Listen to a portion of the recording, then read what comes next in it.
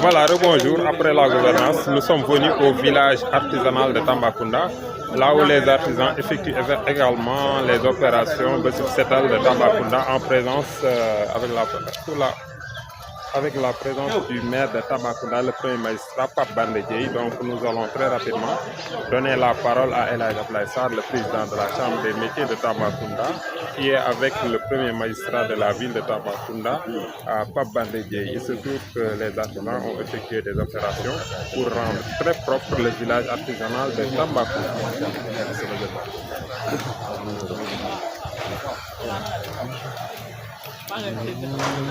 Dior kaay ci ginnaaw ñëw leen ci ginnaaw nii espace bi ci kanam wala dañ boucler ni ngeen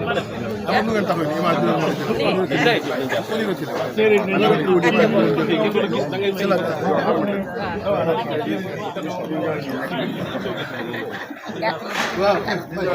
c'est bon am pare ngeen no mbaɗɗa silla déjà waaw no mbaɗɗa Astou Diop kaa leen ci ginnaaw ba ñu pare waaye dañoo soxla pare nañ waaw ok c'est bon léegi waaw c'est bon nous pouvons y aller en wolof d'abord waaw parce que yaa ngi en direct en même temps tey bésub setal à l'échelle nationale on a vu qu'à Tambacounda artisans yi participé nañ ci à côté du premier magistrat de la ville Pape Bandé Dièye ñu wax ñu nga wax ñu rek lan moo leen xiir yéen aussi ngeen nekk ay acteurs yu wàcc sur le terrain le 1er juin 2024. waaw li ñëw fii rek mooy Sénégal ñun ñëpp ñoo ko bokk d'abord mu nuyu monsieur le maire rafetlu teewaayam fii ñu kontaan ci trop mais comme ni ko ñëpp xamee rek ci ndigalal président de la république moo santaane tey pour ñëpp wàcc ci terrain bi setal ci kaw loolu ñun chambre de métier ak union nationale même des chambres de métier le président bu joxe demandé artisan yëpp nañu taxaw ci loolu seetal seen atelier yi ak li ko wër ñi mën a ñëw fii ci tey fii Tamba ci village artisanal tamit ñu ñëw fii ñu nettoyé fii de la même façon tamit noonu lañu lancé appel à tous les départements wax leen ñoom ñëpp nañu taxaw ci loolu ndax xam nga set moom dafay loo xam ne kenn warul xaar sax ñu la koy sant donc muy loo xam ne ki nga xam ne moom yaa ci bopp réew mu santaane ne ni ñu def loolu donc soññi la boo xam ne ñëpp dañ ko war a góorgóorlu loolu moo tax aussi ñi fi teew tey ñu teew fi pour nettoyer encore une fois ñu rafet lu baax teewaayu ban suivi la nar a am. waaw suivi bi mooy wax nañ ko bi sànq waruñu xaar naan bés sàngam rek la ñuy nettoyer bu liy passé loolu moom nettoyer bi war a nekk lu wéy surtout fii village artisanal nag moom dañ leen lancé un appel solennel vraiment ndax dafay nekk milieu boo xam ne milieu touristique la dañuy jógee ci bitim réew dañ fi yittewoo di fi jaar vraiment dafa war a nekk boobu bu set même su fekkente ne aussi village bu nekk na ci état bu xaw a kii ci wàllu infrastructure yi ak yooyu quand même mais na set daal kër moom ak sa mel même bu dee kaas ñax nga yor tamit na set bu ko ñëw xam ne ginnaaw village artisanal est-ce que ciblé ngeen yeneen site ci journée bi. waaw comme ni ma ko waxee ñenn ñi ñu ngi participer ci yeneen i côté mais bu ñu jógee fii dañuy dem aussi chambre de métier ñu nettoyé tey ñaari sites yooyu dañ ciblé ñun dañuy nettoyé bi bu setee ñu dem ci chambre de métier ñu ngi fi nag aussi vraiment am na ñoo xam ne depuis 8 heures fekk na leen fii ñu ngi bale kon aussi incha allah loolu lañu programme pour tey rafet bu baax teewaayu artisan yi sant leen bu baax aussi gërëm leen parce que affaire bi gàtt na trop démb daanaka lañ leen lancé appel benn audio lañ def tasaare ko seen groupe yi mais vraiment ñoom ñëpp laal nañ ko ñëw teew bi góor ñi ak jigéen ñi. li gën a particulier mooy participation artisan ci setal mooy yéen même yi ñuy defaree yéen a ko defar yi ñuy setale lépp ñoo koy defar ok te it ñu am président boo xam ne vraiment am nañu yaakaar ci moom parce que aussi dégg nañu annonce yi nga xam def na ko ci secteur artisanal muy espoir bu rëy bu dugg ñu ñaan yàlla aussi na ko yàlla dogal. On peut avoir un petit résumé en français, président. Non, le résumé, juste un petit résumé. Voilà, par rapport à la journée de Setal, dites-nous un peu.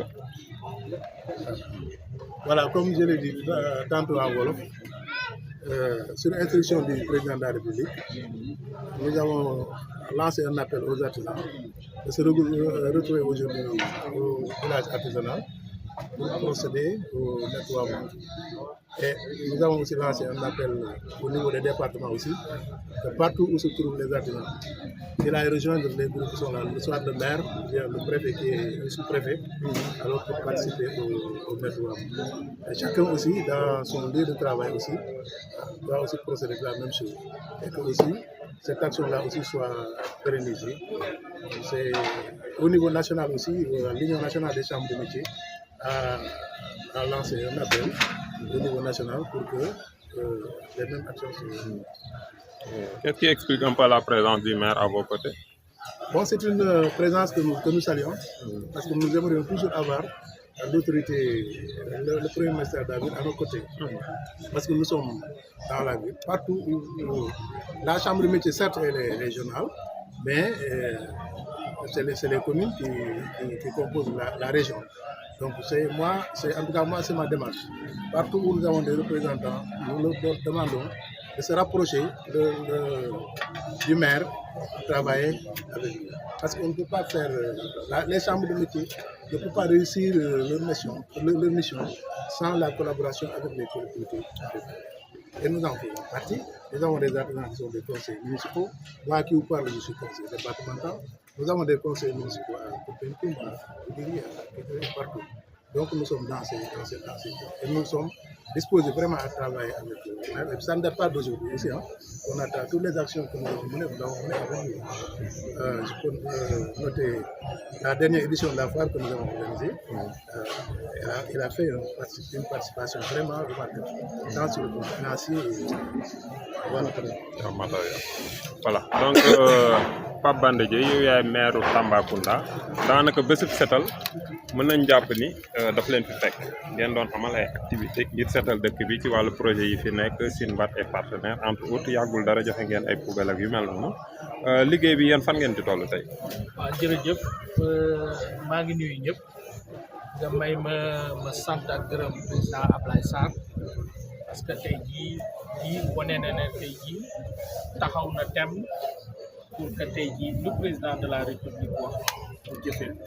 mu jëfee ko su ay membre jëfee ko su li nga xamee ne tey jii mooy su wàllu setal bi parce que tey soo seetloo am na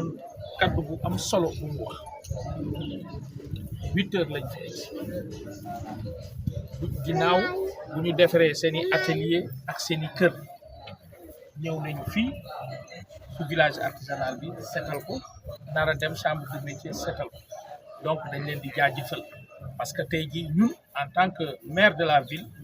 su président waxee ne lii la bëgg su bis bi ñun dañ ko war a doxal parce que tey jii d'abord suñu njëriñ la ñun d'abord parce que tey jii suñu cadre de vie dafa war a mucc ayib te set dafa bokk ci dundinu doomu Adama donc sama gisee tey jii ñu organiser wu noonu damay lancer un appel pour tous les corps de métier ay dëgg ñoom tamit ñu def lu mel noonu toutes les filières ñu def loolu su ko defee dëkk bi mën a set commerçant yi aussi maa ngi leen di lancer un appel lu chambre de métier def nii ñoom tamit ñu def ñu bale seen i cantine bale seen i marché su ko defee dëkk bi set su wàllu set bi nag par rapport ak sa question jàppal ne mairie Tamba bon dafa nekk mairie bi nga xamee ne ñun suñu toogewaay suñu nu ñu toogee dëkk bi war naa mën a set te dëkk bi set parce que tey ñun dañu am ay conseil de quartier yi nga xamee ne tey jii ñu jox leen mission su wàllu environnement ak set maanaam dañuy collecté mbalit yi toppatoo seen quartier ba pare di jëmbat garab parce que ñun dañuy yaakaar ne ñaar yooyu ñoo war a mën a am dëkk bu set ak dëkk bi nga xamee ne tey jii neex naa dundi mu nekkoon nag suñu slogan moo tax bientôt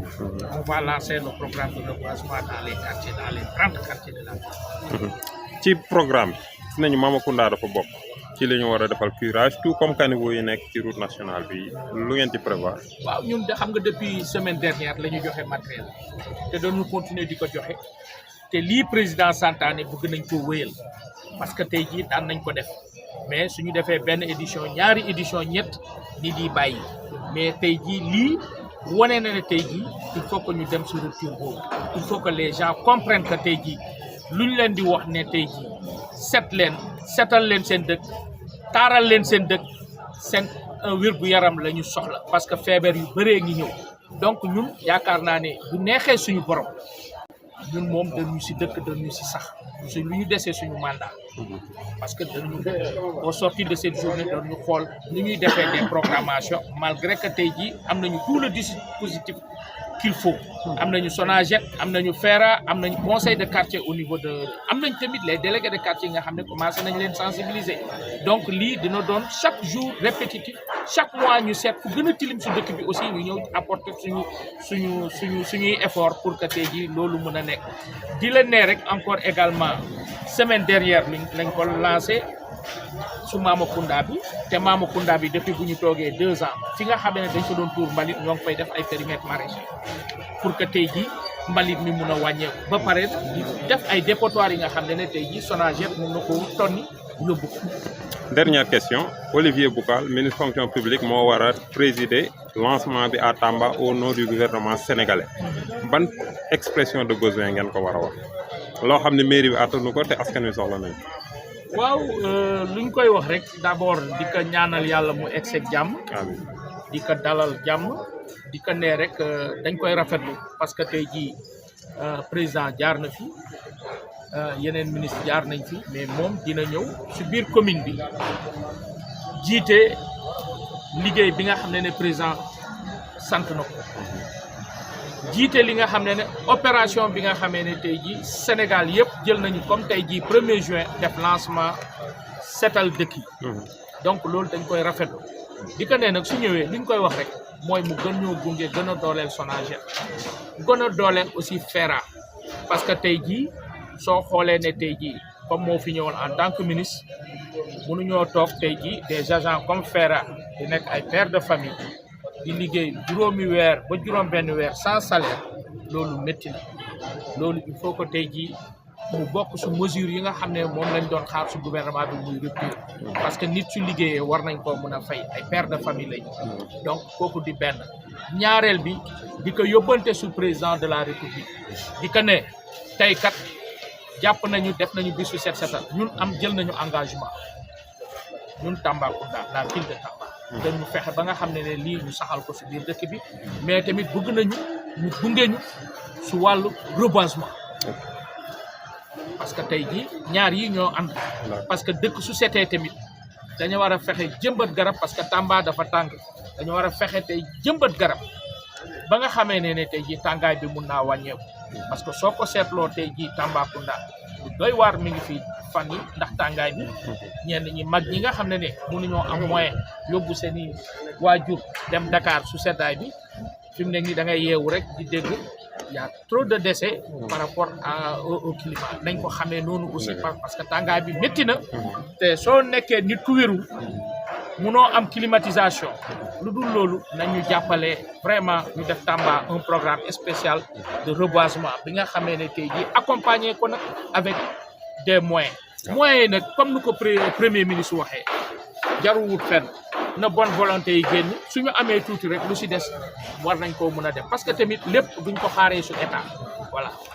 C'est bon. Un petit résumé s'il vous plaît en français. Dites-nous par rapport à la journée, quelle a été l'implication de la municipalité de Tamba? Donc merci beaucoup. Donc laissez-moi le soin de remercier le président Abdoulaye Sarr qui est un frère, qui est un ami, de m'avoir invité à leur journée. En tout cas, je me réjouis de leur engagement vis-à-vis des mesures prises par le chef de l'État. Donc, vous le savez très bien que le chef de l'État a décerné le 1er juin comme le lancement du Setal sa Gox. Donc, je pense bien que Setal sa Gox,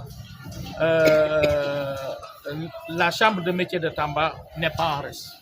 par rapport à cette journée parce qu'ils sont là depuis 8 heures. Donc, il leur reste le nettoyage du centre de la chambre de métier. Donc, ils sont là au niveau du village artisanal. En tout cas, je leur félicite et je leur remercie. Donc, par rapport à la ville, lorsque nous avons entendu l'information, nous, au niveau de la ville, avec l'appui avec la convocation du gouverneur, on a tenu un CRD avant-hier et ce CRD, chacun a pris des engagements. Par rapport à l'institution que je dirige, qui est la mairie de Tambacounda, notre accompagnement, c'est de faire de telle sorte que de démarrer aujourd'hui pour que ça soit une continuité. Et que, comme vous le savez, que nous, bien avant ça, la semaine dernière, nous avons outillé les délégués de quartier, les quartiers, c'est-à-dire au niveau des CDQ et au niveau de certaines écoles, pour vraiment que l'environnement soit sain. Donc, nous avons démarré ça la semaine dernière avec cette dotation de fourniture de matériel au CDQ et également aux écoles. Bon, comme vous le savez, l'organigramme de la mairie, nous, au niveau des quartiers, nous avons des conseils de quartier de développement. Et ces conseils de quartier, c'est des relais qui permettent vraiment de collecter les déchets, n'est-ce pas, en partenariat avec Sonaged pour le ramassage. Et également aussi collecter les déchets au niveau des maisons. Donc, dans chaque quartier, il y a un dispositif qu'on a mis pour collecter les déchets au niveau des maisons. Mais n'empêche que dans les lieux publics, aussi, avec l'appui de la Sonaged, je pense que vraiment le travail est en train de faire, ça fait depuis des années. Mais reste à faire, parce que jusqu'à présent, il y a un problème de comportement qui est là. Parce que si vous voyez le Mamakunda, il y a tellement de dépotoirs d'ordures, raison pour laquelle l'institution municipale a mis en place un programme pour essayer d'aménager le Mamakunda en mettant en place sur 500 ou 700 mètres un périmètre maraîcher qui permet qui va faire de telle sorte que les populations riveraines du Mamakunda ne déposent pas ces ordures au niveau de cette vallée-là. Voilà. Et pour terminer, un message à l'endroit du ministre qui va représenter l'État. Donc, on lui souhaite la bienvenue, juste pour lui dire que Tamba est engagé. Tamba, la ville, est engagée avec les composants parce que c'est une mesure de l'État central. Si le président dit que cette journée, il faut que les gens soient entretenus, que les villes soient propres, nous, on s'engage. On s'engage et on l'assure aussi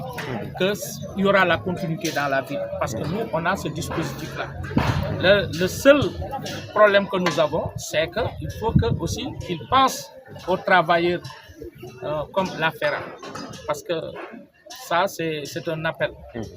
Je lance cet appel-là parce qu'on ne peut pas travailler 4-5 mois sans salaire. Et nous attendons que cette rupture-là, qu'il y ait rupture, que ces travailleurs, s'ils terminent le mois, qu'on les paye. Ça, c'est un cri de cœur. Et qu'il y ait des opérations de reboisement. Wow. Et ensuite, l'autre volet, c'est d'accompagner la ville de Tamba à son programme de Tamba Ville Verte. Parce que ces deux peuvent aller ensemble. La collecte des ordures et le reboisement.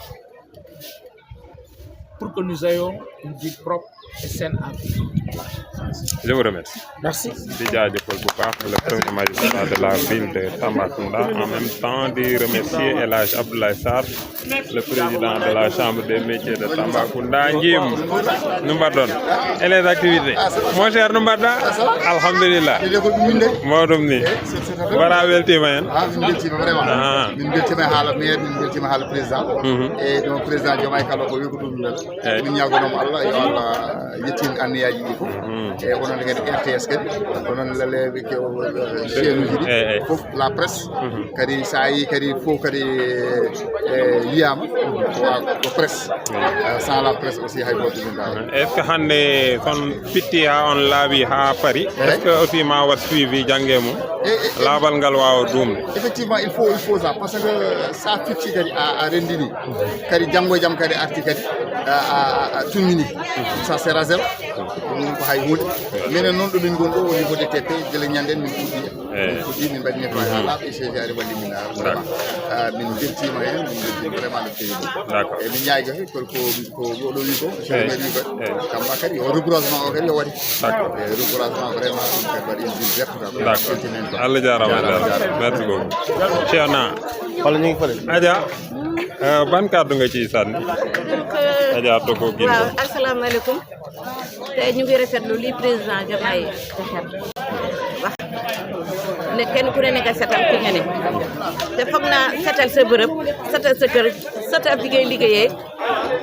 setal sa environnement lu am solo la donc ñun engagé wu nañu man en tant que premier vice-président de la chambre des métiers ak sama yeneen naataango ñu ñëpp engagé nañu di continuer lancé bi duñu ko def tey rek yemale ko ndax suñu ko defee tey bàyyi ko vraiment sant bi day daal di dikkaat donc artisans yi ñooy gën a produire ay ordures donc nañu fexe ba mu set te incha allah am ngeen engagement artisans yi dinañ continuer si lancé bi li président wax lu am solo la di remercier aussi monsieur le maire ndax ñëw na tamit teewee yëf yi li artisans yi doon def depuis 8 heures am na ñoo xam ne fii lañ nekk ñu nekk fii di bale di nettoyer te loolu itam lu rafet la donc kontaan ci ñëpp kontaan ci président Abdoulaye Sarr kontaan ci monsieur le maire ak ñi mu àndal vraiment ñu ñëpp kontaan nañu yéen journalistes yi nga xam ne yéen a war a yeggali aussi ñu ngi leen di gërëm bu baax di leen di sant waaw merci beaucoup. am xoolal sama patron ñëw na ci lambal ala ko wax je suis au garde à vous